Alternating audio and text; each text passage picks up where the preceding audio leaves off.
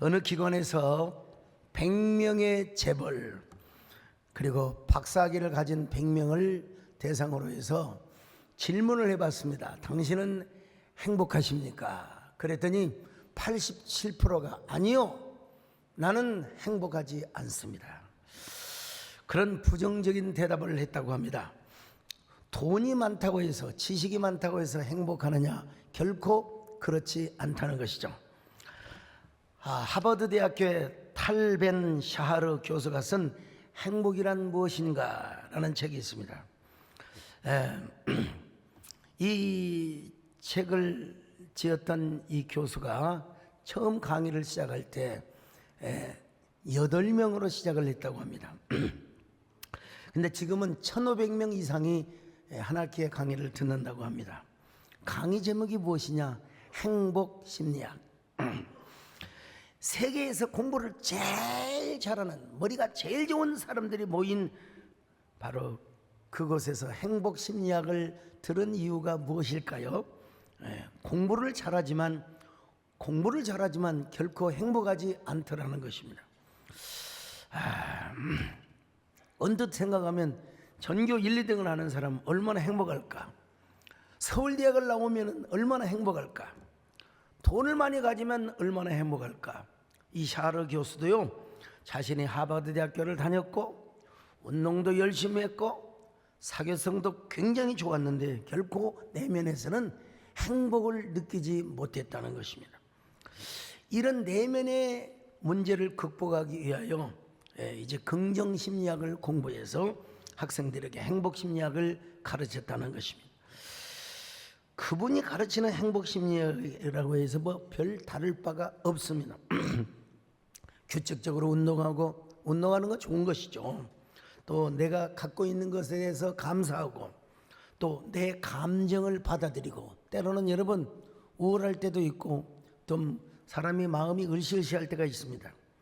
그걸 받아들이라는 거예요. 그러면서 좋아하는 사람과 함께 거하고 또 좋은 생각을 하고 또 모든 걸 긍정적으로 받아들일 뿐만 아니라 앞으로 있을 좋은 날, 앞으로 있을 행복한 날을 꿈꾸며 살아가는 것이 행복한 날이라고, 행복한 사람이라고 그렇게 얘기를 합니다. 그런데 저는 그런 것을 기본적으로 갖추면서도 다음과 같은 3가지 질문에 답할 수 있어야 행복한 사람이라고 목사로서 이야기를 할 수밖에 없습니다. 자, 첫째로 나는 누구인가? 나는 누구인가를 아는 사람이 행복한 사람일 수 있다는 것입니다. 여러분 생각해 보셨습니까? 나는 누구인가? 도대체 나는 누구야? 이거야말로 인류 역사에 있어서 모든 철학자들, 사상가들에게 던져지는 질문이라고 할 수 있습니다. 인문학적 질문, 철학적 질문, 나 자신을 알고 싶어하는 갈망, 근원적 질문을 독일어로 뭐라고 하느냐? 젠주흐트라고 그래. 젠주흐트. 근원적 갈망, 그리움. 나는 누구인가? 이걸 아침부터 일어나서 나는 누구인가 그러진 않아요.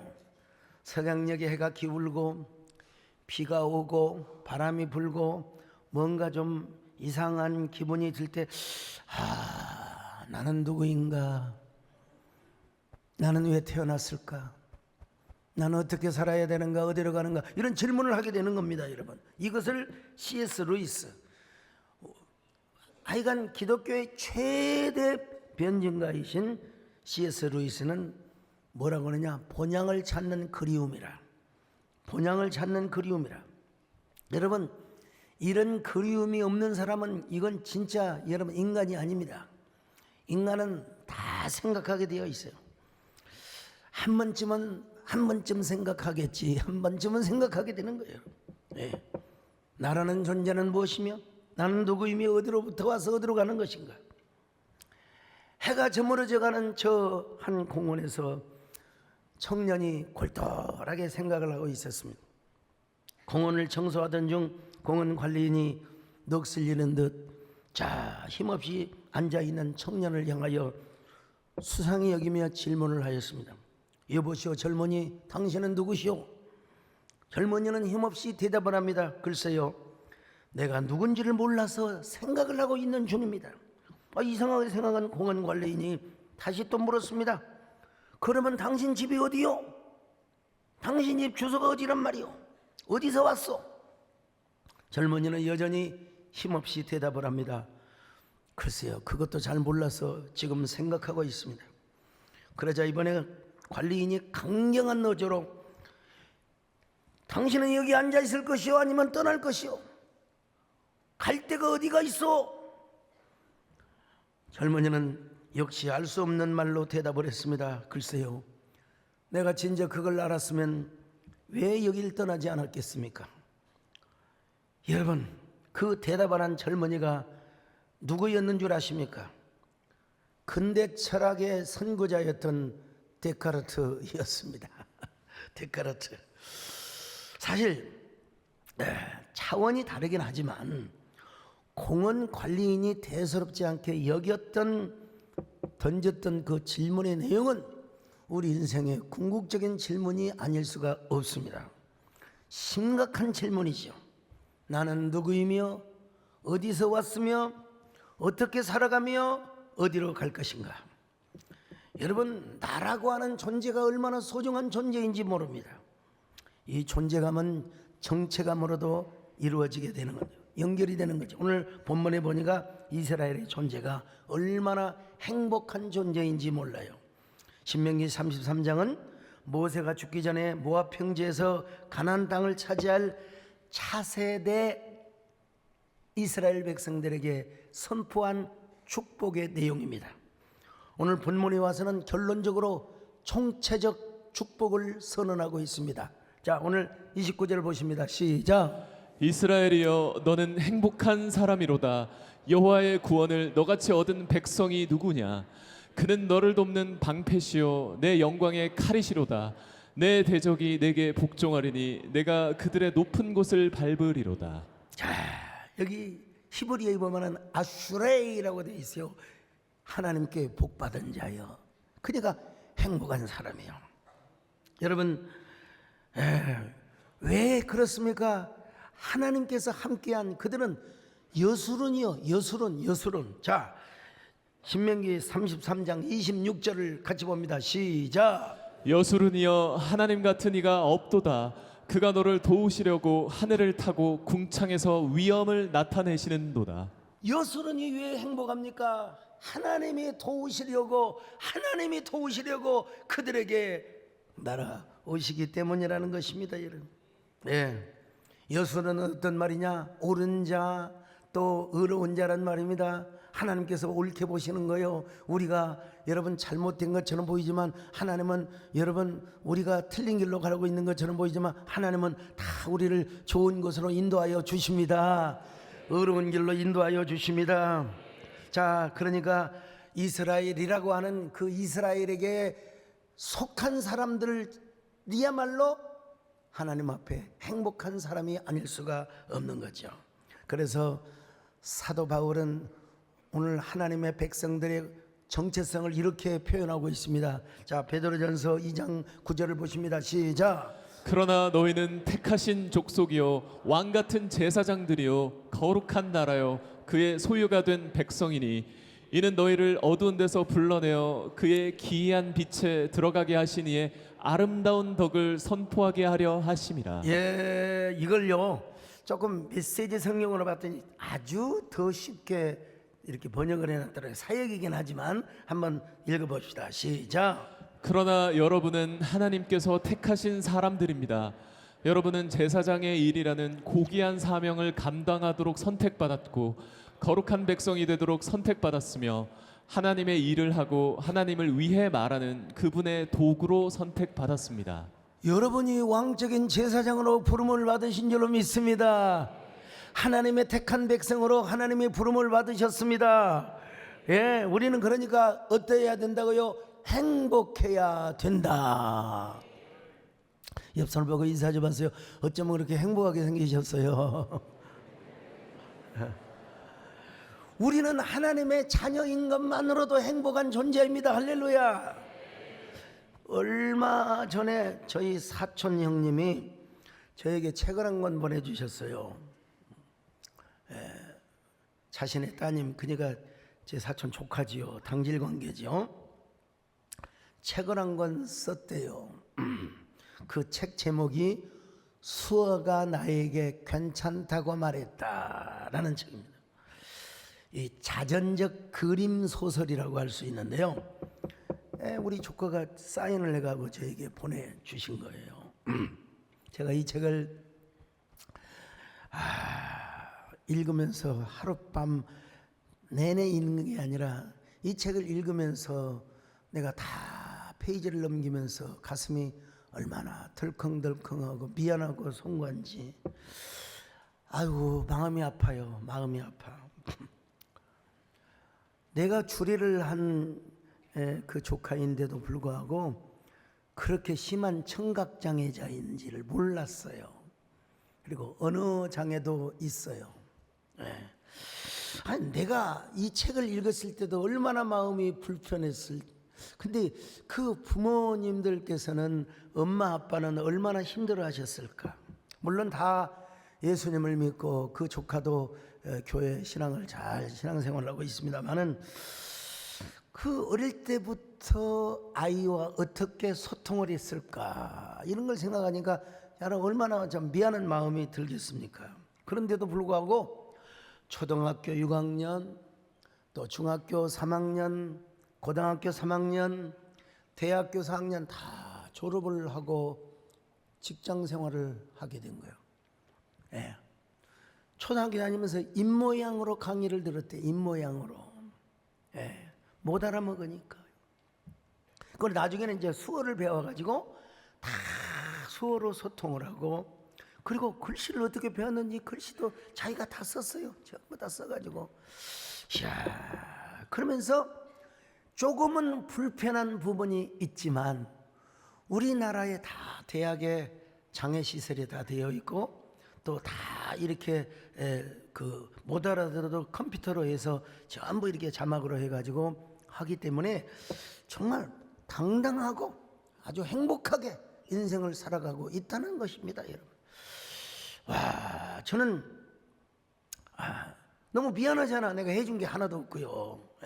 조리해 주는 것 딱 하나 있고. 그러나 내가 우리 다음날 전화를 해서 사촌 형님께 전화해서, 형님 얼마나 힘드셨습니까? 아이 정말 미안하네요. 정말 송구하네요. 그러자 아이고 지들끼리 행복하게 살아서 아주 그냥 장애인도 아닌데 다 멀쩡한 남자가 좋아해가지고 잘 살고 있다는 겁니다. 행복하게 살고 있다는 거. 아유, 저는 그래서요. 그래요.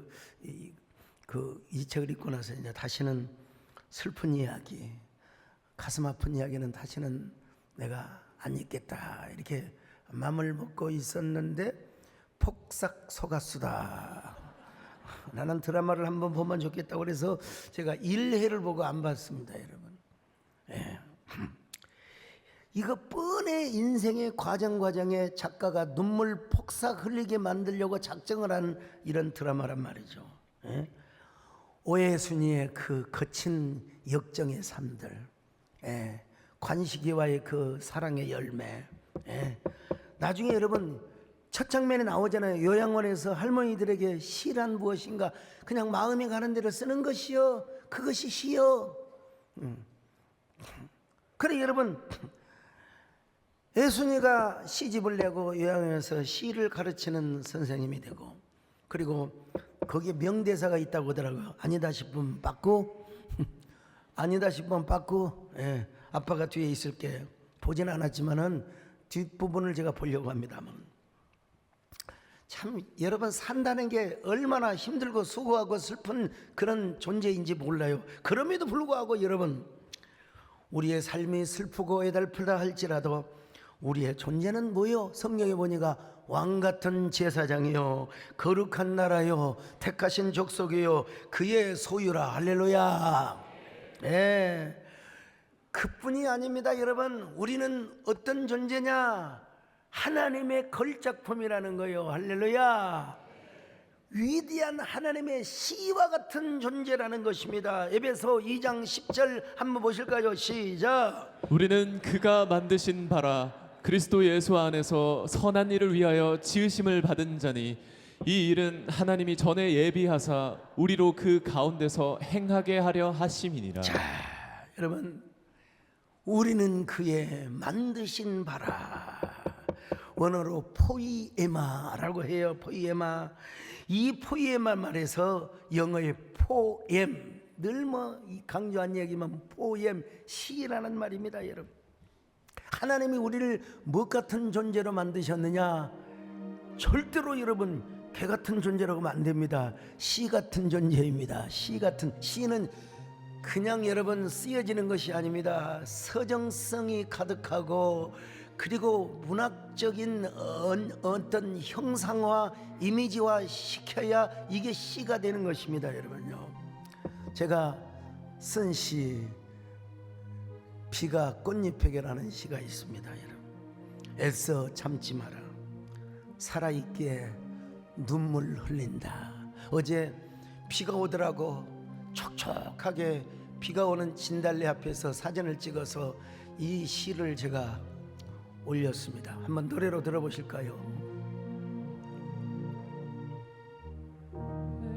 애써 참지 마라, 살아있기에 눈물 흘린다. 너무 아파하지 마라, 사랑하기에 아픈 것이다. 삶도 사랑도 바람처럼 스쳐가고 비처럼 젖게 가는 것, 그냥 슬플 땐 눈물을 흘리고 외로울 때 비에 젖은 채 길을 떠나라.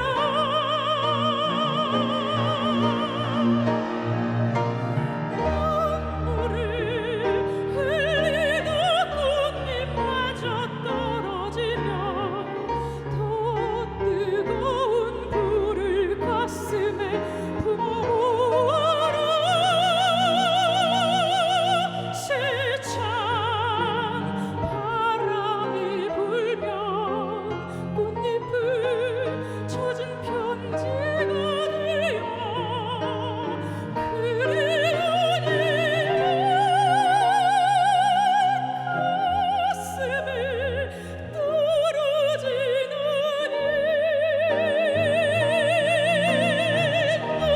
눈물을 흘리다 꽃잎마저 떨어지면 더 뜨거운 불을 가슴에 품어보아라.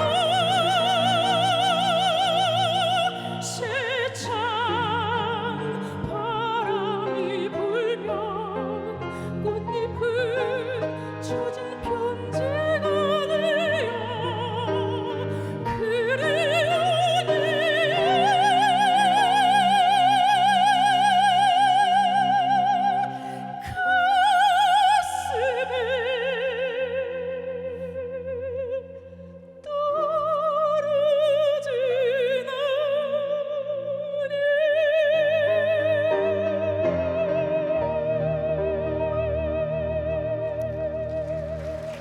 할렐루야. 중요한 것은 바람이 불건 비가 오건 아름다운 꽃잎이 여러분에게 아름다운 편지로, 사랑 이야기로, 은혜 이야기로 떨어지시기를 축원합니다.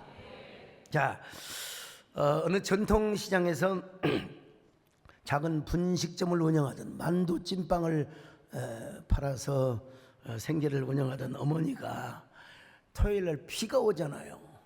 막 비가 뚝뚝 쏟아지니까 우산을 2개를 구해가지고 이제 딸이 다니는 미술 학원을 갔어요. 아직 안 끝났어요. 그래서 문 밖에서 기다리다가 쭉 보니까 저 3층에서 손짓을 하는 거예요. 딸이 엄마가 반가워 했더니 딸이 쏙 도망가 버려요. 자취를 감춰버리고 말았어요. 이야, 자기 모습 꼬라지를 보니까 막 밀가루가 묻어 있고 막 온갖 그냥 밀가루 반죽이 더덕더덕 묻어 있고 말이죠. 그냥 그 거친 옷 때문에 자기를 피했을까 싶어가지고 감수성이 예민한 딸이니까 그러려니 하고 상처를 받았는데 얼마 후에 자기 학원에서 그림 전시를 한다고 초대장이 왔습니다. 그래서 옷을 환하게 갈아입고 그 전시회장에 들어가서 보니까 그만 가슴이 덜컥 내려앉을 뻔하였습니다. 이 세상에서 가장 아름다운 모습이라는 그림이 그려져 있었는데 우산을 쓰고 한 손에는 우산을 들고 그리고 밀가루 반죽이 하얗게 묻어있는 앞치마 그리고 낡은 신발, 그때 자기가 우산을 들고 기다리고 있었던 그 모습을 딸이 얼른 들어가서 그 그림을 그리고 완성을 시켰다는 것입니다. 어머니 눈에는 눈물이 뚝뚝 떨어지고 있었습니다. 눈물을 흘리고 있는 엄마에게 딸이 찾아와서 이렇게 말합니다. 엄마, 나를 낳아줘서 감사해요. 오늘의 내가 있고 이 그림을 그릴 수 있어서 엄마에게 고마워요. 감사해요. 어머니와 딸은 다시 한번 존재감과 정체성을 갖고 부둥켜 안고 눈물을 흘렸다는 아름다운 이야기를 들은 적이 있어요. 여러분, 우리가 신앙생활하면서 예수 그리스도 안에서 나만이 갖는 존재감, 나만이 갖는 이 정체성, 이 얼마나 중요한지 모릅니다. 이걸 알 때 우리는 행복한 사람이 될 수가 있습니다. 여러분 모두 예수 그리스도 안에서 여러분의 존재감을 높이시기를 바랍니다. 여러분의 정체성을 확실하게 견고하게 할 수 있기를 바랍니다. 그래서 행복하시길 주의 이름으로 축원합니다. 이것이 행복 세상은 알 수 없는 하나님 선물, 이것이 행복이 하나님의 자녀로 살아가는 이것이 행복이라. 자, 나는 누구인가를 알았으면 이제는 두 번째 질문이 중요한 거예요. 어떻게 살아가야 하는가? 어떻게 살아가느냐 하느냐에 따라서 우리의 행복이 달려 있다는 것입니다. 에브라함 메슬로우라고 하는 사람은요, 자기 존중 그리고 자아 실현을 할 때 사람이 행복해지게 된다. 여러분, 전혀 틀린 말은 아닙니다. 많은 사상가들, 철학자들이 여러분 그런 얘기를 합니다. 세상의 어떤 흐름이나 어떤 대세를 따르지 말아라. 자신의 감각과 통찰력을 가지고 세상의 기준이 아닌 나 자신이 기준이 되어서, 나 자신이 기준이 되어서 살아가야 된다. 특별히 실존 철학자들이 그런 얘기를 합니다. 세상의 보편적 기준보다 나 자기 자신의 기준으로 삼고 그렇게 살아가라는 것입니다. 참, 심지어는 여러분, 장자라고 하는 분은 그 옛날 성현들이 말씀했던 그런 모든 이야기도 하나의 찌꺼기에 불과하다, 조박이 불과하다. 언제나 우리는 자신이 삶의 주체성을 이루고 그리고 동력을 가지고 자신이 살아가야 된다. 여러분, 얼마나 멋진 말입니까? 사람, 우리 인간 편에서 볼 때 진짜 멋져보러. 근데 과연 우리가 그렇게 살 수 있을 것인가? 이건 한번 질문해 봐야 돼요. 그렇게 살 수만 있다면 얼마나 좋을까? 우리가 하나님 앞에서 진짜 단독자로서 상관없이 나 홀로 살아갈 수 있다. 그렇게 살 수 있으면 얼마나 좋을까요? 우리는 이미 예수 그리스도를 만난 사람입니다. 어쩔 수 없이 우리는 하나님이 우리 안에 왕으로 지배하고 우리를 왕으로 통치하고 다스리는, 우리는 하나님의 다스리는 하나님의 그 자유 안에서, 하나님의 은혜 안에서 호모 루덴스의 삶을 살아가는 호모 루. 하나님 안에서 우리가 다스림을 받고 하나님의 왕적 통치 안에 우리가 거할 때 비로소 그때 행복한 존재가 될 수 있다는 것입니다, 여러분. 예. 이걸 뭔 신앙이라고 한다고요? 로드십 신앙, 신정주의 신앙이라고. 지난주 수요일 저녁에 유튜브 강의 하나가 날라왔어요. 우리 교회 이경희 전사님이 강의를 한 건데요. 제가 강의를 잘하는 건 아니지만 한번 목사님 꼭 들어보시고 참고하실 필요가 있을 것 같다고, 피드백이 너무 좋았다고 그래서 밥을 먹으면서 듣고 예배 끝나고 나중에 걸 다 들었어요. 근데 거기 보면 다 잊어먹어도 어느 여자 집사님하고 청년 형제가 등장합니다. 그 우리 교회 여집사님이 완전 세대에 미쳤어. 나에게 세대니 있다면 완전히 하나님 앞에 그냥 홀리게 되어가지고 그냥 조그마한 물질이 생기면 하나님 앞에 또 바치고 그냥 난 도대체 그 집사님이 누구냐고 중간에 물어봤는데 일단 다 들으시라고 그러더라고. 근데 이제 중요한 건 뭐냐면 그분이 깊은 우울증에 빠져 있었대요. 심각할 정도의 우울증에. 근데 우리 교회에 오시면 여러분 그냥 박수가 저절로 나오잖아요. 예. 여러분 제가 욥기를 강의하면서도 욥기가 아닌 것처럼 했잖아요, 여러분요. 예. 우리 교회는 아주 명랑해요, 밝아요. 하여튼 우리 교회 와서 예배 드리고 설교 들으면서 우울증에 치료받았대요. 그러니까 그렇게 하나님께 헌신하고 그렇게 드리니까 남편도 동의를 했대요. 나 그거 드린 거 하나님 앞에 약값으로, 우울증 약을 먹어도 안 되고 그래서 예배 드리고 설교 듣고 치료를 받았으니까 약값으로 생각하겠다고. 참 그 남자 집사님도 대단하시죠.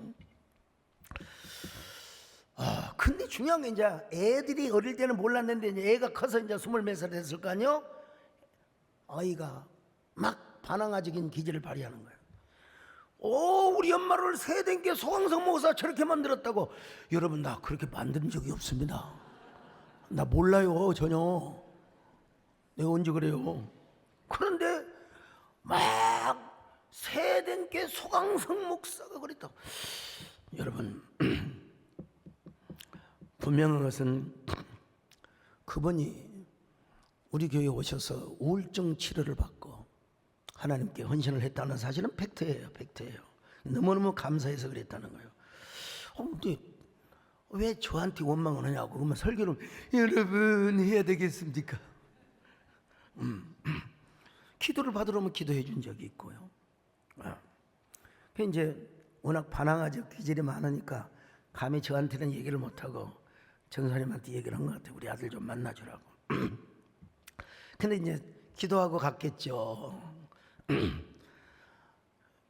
그래서 이런 얘기를 했더니 만약에 니네 엄마가 지금도 우울증에 빠져가지고 극단적인 그런 행동을 했거나 너희들에게 그런 모습을 했으면 너희들이 어떻게 자랐겠니? 야, 너네 엄마는 단 한순간도 하나님의 은혜를 잊어먹지 않아서 생길 때마다 하나님께 감사를 한 거였단다. 내가 받은 감동이 그랬단다. 대충 이런 내용입니다, 여러분. 너희 엄마는 한순간도 은혜를 놓치지 않고 기억하였기 때문에 그렇게 했단다. 그렇게 얘기했더니 그 아이가 세상에 25살이나 먹은 아이가 맞네요. 아유 전사님 죄송합니다. 엄마 죄송해요. 죄송해요. 이 중요한 것이 있는데 저한테는 죄송하다는 전화가 아직 안 오고요. 나한테는 안 해요. 내가 모르는 줄로 알고 어떻든 간에요. 제가 그런 얘기를 들으면서 참 우리 교회에 이런 성도들이 계시는구나. 참 이런 성도들이 계시는구나. 이런 집사님이 계시는구나. 하나님의 은혜를 정말로 까먹지 않고 언제나 감사하는 우리 정권사님 닮은 사람들이 참 많구나 생각했어요. 여러분 우리 저는 절대로 뭐 빚 얻어서 대출받아서 헌금하라 그런 적 해본 적도 없습니다. 해본 적도 없지만 어떤 사람은 또 그래서는 안 된다고 그렇게 가르칠 필요도 없습니다. 여러분 중요한 건 뭐냐? 성령의 감동입니다. 여러분 카드 쓰잖아요. 집 살 때 여러분 대출 받아서 안 받았습니까? 네, 뭐 대출 받아서 헌금하라 소리는 아닙니다만 뭘 이렇게 딱 규정하면 안 돼요. 딱 규정하는 순간부터 그건 정지가 되는 것이고 그 안에서 제한을 받는 거예요. 여러분 성령이 자유하게 역사하도록 여러분 우리는 맡길 수 있어야 됩니다. 여러분 자 정말 이스라엘이여 너는 행복한 자로다.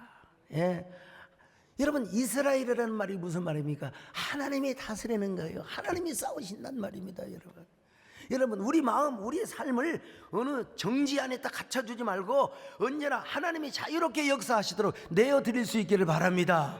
이게 행복한 사람이죠. 어떻게 살 것인가? 그들이라고 해서 이스라엘 백성들이라고 해서 무슨 뭐 장막을 잘 지어놓고 뭐 12칸 집을 지어놓고 경주의 채부잣집처럼 그렇게 산 게 아니에요. 이거 장막이야 텐트 치고 살아가요. 그렇지만은 그들은 하나님을 왕으로 모시고 있는 사람이란 말이죠. 스위스의 철학자 칼 힐티라는 분이 행복론이라는 책을 썼는데 그 책에서 인생의 최대의 행복은 하나님을 왕으로 모실 때 행복하다는 거예요. 이런 훌륭한 사람이 있어요. 인생의 최대 행복은 뭐냐? 하나님을 왕으로 모실 때. 할렐루야. 우리가 여러분 정말 우리가 하나님을 왕으로 모신다면요 우리는 언제나 경계선의 삶을 사는 거예요. 이건 지금 바로 나온 단어인데 우리는 항상 죽음과 삶 사이에서 사는 겁니다. 막 극단적으로 막 그냥 뭐 우로 가고 좌로 그런 거 아니. 우리는 여러분 기독교의 복음은 모두를 다 수용할 수 있어야 됩니다. 여러분 너무 여러분 막 너무 한쪽으로 치우쳐가지고 막 그냥 교회가 교회답고 목회자가 목회자다워야지 너무 그러면 안 되는 겁니다. 여러분요. 막 자기 신앙을 막 극단적으로 이념화하고 막 정치화하고 여러분 그러면 우리의 존재의 지평이 좁아져요. 당연히 우리는 성경적 가치와 정신을 지켜야죠. 당연히 지켜내야죠. 근데 그것을 너무 지나치게 자기의 존재의 지평을 좁게 만들면 운신의 폭이 너무 좁아지는 겁니다. 여러분요. 여러분은 여러분의 폭이 좀 넓어지시길 바랍니다. 여러분 다 행복하시길 주의 이름으로 축원합니다. 그러려면 언제나 우리는 왕이신 주님을 찬양해야 돼요. 왕이신 나의 하나님 내가 주를 높이고 영원히 주의 이름 송축하리. 자 이제 마지막 질문을 하나 끝내야 됩니다. 나는 어디로 가야 하는가? 이걸 알아야 이걸 대답할 수 있어야 행복한 사람입니다. 많은 사상가들, 철학자들이 질문을 했어요. 인생은 죽음으로 끝나는 것인가? 우리가 가야 할 곳은 어디란 말인가? 인생의 종착역 이걸 생각하면서 철학이 생겨난 것이고 그 다음에 또 종교가 여러분 나오게 된 것입니다. 사실 철학자들의 사고는 훌륭하죠. 대단하죠. 사상가들. 네, 초남을 밝혀도 되겠죠. 저 광주신학교 다닐 때 철학 과목을 가르치셨던 저에게 김한신 목사님이 계셔요. 김한석 교수님이 계시는데 잠시 지난주에 점심을 같이 나누면서 저 교수님은요 지금도 책을 놓지를 않아요. 독서 광이세요. 도대체 어디까지 뭘 알고 뭘 모르는지 모를 정도로 깊이 그 관통력을 갖고 계시는데, 근데 이제 이런 말씀을 조심스럽게 꺼내시는 거예요. 플라톤의 이데아, 그 다음에 노자와 장자, 아니 공자의 사상을 보면은 사람의 생각이라기보다는 거의 경전에 가깝다. 예, 맞습니다. 어떻게 사람이 태어나서 이런 생각을 할 수 있단 말인가? 그렇죠. 훌륭한 사상가죠. 그런데 이제 이런 말씀을 하세요. 노자, 장자, 특히 공자의 가르침은 거의 종교의 수준이라. 뭐 그것도 어느 정도 동의할 수 있죠. 근데 이제 그런 의미에서 본다면 니메니우스라고 하는 교부는 사도와 속사도 그 이후의 교부를 말하는데, 그 교부는 플라톤의 이데아 사상이 너무 귀하고 신기해서 예수님이 오시기 전이니까 하나님이 이방인들에게 보낸 일종의 선지자라고 주장을 하였다고 해요. 찾아보니까 또 그런 설이 있긴 있더라고요. 그 한 사람이 그랬어요. 그 주장을 토대로 한다면 공자나 노자 같은 성인도 하나님께서 예수님이 오시기 전에 동양에 보내신 이방인 선지자 역할을 했다고 말할 수 있지 않겠느냐 주장을 하신 건 아니지만 그런 질문을 함께 토론을 하자고 하시는 것입니다. 여러분, 철학적 관점에서 볼 때는 그런 질문을 하실 수도 있지요. 그러나 저는 목사로서 또 유일무이한 성령의 감동으로 기록된 성경을 믿는 사람이고 가르치는 사람으로서 아이고 목사님 죄송합니다. 그 교부 한 사람이 그렇게 말을 했다 할지라도 그분의 한 사람의 주장일 뿐입니다. 우리의 정통 교리와 정통 신학에서는 받아들여지지 않습니다. 예수 그리스도의 복음이 전해지기 이전이니까 뭐 그런 주장은 하실 수도 있을지 모르지만, 그러나 저는 이렇게 대답을 했어요. 이방 사회에 안녕과 질서, 평화를 도모하도록 하기 위하여 그런 위대한 사상가 내지는 그러한 철학자들을 뭐 그런 땅에 보내주셨다고 그렇게 표현할 수 있을지는 모르지만, 그럼에도 불구하고 그분들은 우리의 죄 문제, 우리의 죽음의 문제를 해결해 준 적이 없어요. 그러므로 그들은 우리의 선지자가 될 수 없다는 거죠. 나중에 제가 이제 그 말씀을 듣고 쭉 찾아보고 보니까 존 칼빈도 기독교 강요에서 예수님이 없는 그들의 지식과 깨달음은 지푸라기만큼의 가치도 지니고 있지 않다고 그렇게 이야기하는 걸 제가 발견해 봤어요. 우리 교수님도 동의를 하셨고요. 그래서 제가 이렇게 말씀을 드리는 것이고요. 여러분, 오로지 예수님만이 우리의 왕이고 주님이고 우리의 모든 삶을 주관하신 분을 믿으시기를 바랍니다. 물론 그렇다고 철학을 공부를 안 할 필요, 그러면 철학을 공부 안 해야 되겠. 여러분, 우리에게 양사가 되는 좋은 책을 많이 읽어야지요, 당연히. 그러나 그것이 우리의 참고서는 될지언정 진정한 교과서는 될 수는 없어요. 유일무이한 표준서는 뭐냐? 성경이란 사실을 아시기를 바랍니다.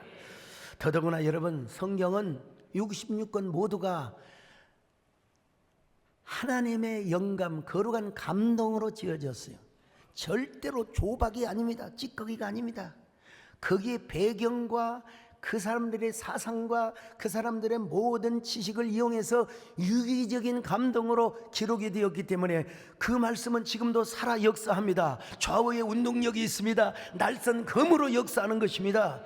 자, 한번 히브리서 4장 12절 같이 보십니다. 시작. 하나님의 말씀은 살아있고 활력이 있어 좌우에 날선 어떤 검보다도 예리하여 혼과 영과 및 관절과 골수를 찔러 쪼개기까지 하며 또 마음의 생각과 뜻을 판단하나니. 오늘도 여러분 하나님의 말씀이 검이 되어 주시기를 바랍니다.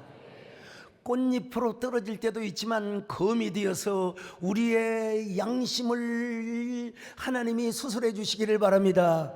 우리의 이성도 거듭나시기를 바랍니다. 우리의 모든 사고도 다시 한번 재탄생하시기를 바랍니다. 젊음으로 탄생하시기를 바랍니다. 새 사람으로 탄생하시기를 바랍니다.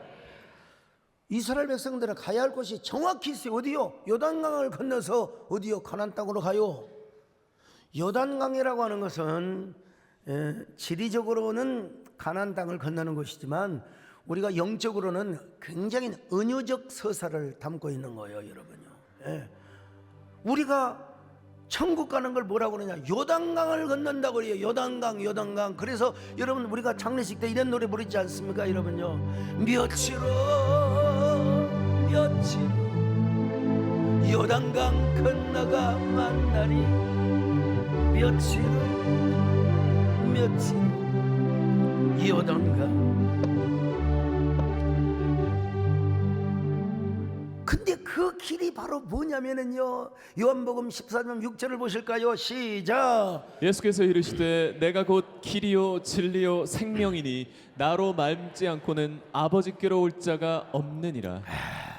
이거는 여러분 뭐 종교의 뭐 차별이 아니라 오로지 우리의 길이 되시고 진리가 되시고 생명이 되신 분은 오로지 예수 그리스도밖에 없다는 사실을 다시 한번 말씀을 드립니다. 여러분 우리에게 진짜 길과 진리와 생명 되신 분이 예수 그리스도라는 사실만큼은, 그래서 우리는 이 예수님 때문에 행복하다는 사실을 믿으셔야 됩니다. 여러분 우리가 가는 저 천국에는 죽음이 없습니다. 슬픔이 없습니다. 눈물이 없습니다. 사망이 없습니다. 애통하는 것이 없습니다. 곡하는 것이 없습니다. 그러니까 우리 정금성원사님은 폐암 선고를 받고도 아니 괜찮아, 나는 괜찮아, 나는 괜찮아. 근데 나중에 보니까 조직 검사를 해보니까 폐암이 아니었어. 그러니까 이거 패시티스트가 100%는 아니더라고 보니까요. 암 선고 받고도 괜찮대. 나는 천국 간다고. 왜 그러느냐? 우리는 이 땅에서도 천국 것을 맛보았기 때문에 그렇습니다, 여러분. 옛날 엿장수 아저씨들이 주는 그 맛배기 있잖아요. 그 맛배기 환장해서 그냥 고무신장까지 다 갖다가 사 먹었던 시절이 있잖아요. 우리 주님을 왕으로 모시면서 삽시다. 우리가 가야 할 곳이 다 정해져 있지 않습니까? 그분에게 충성을 다합시다, 여러분. 우리의 존재감을 확실히 합시다. 존재감. 그리고 주님의 통치를 잘 받으며 삽시다, 여러분. 그리고 가야 할 곳을 위하여 저축을 하며 살아가는 저 여러분 되시기를 축원합니다. 주님 한 분밖에는 나는 아는 것이 없습니다. 아멘. 주님 한 분밖에는 아는 사람 없어. 가슴 깊이 숨어있는 주를 사랑하는 나 주님 한 분밖에 기억하지 못해. 처음 주를 만나 울며 노래하는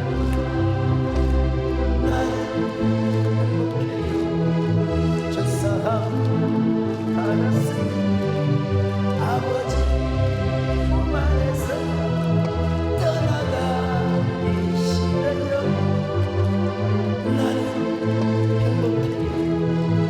사랑이 샘솟은 이 세상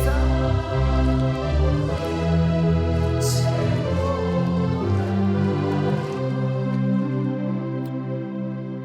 주여,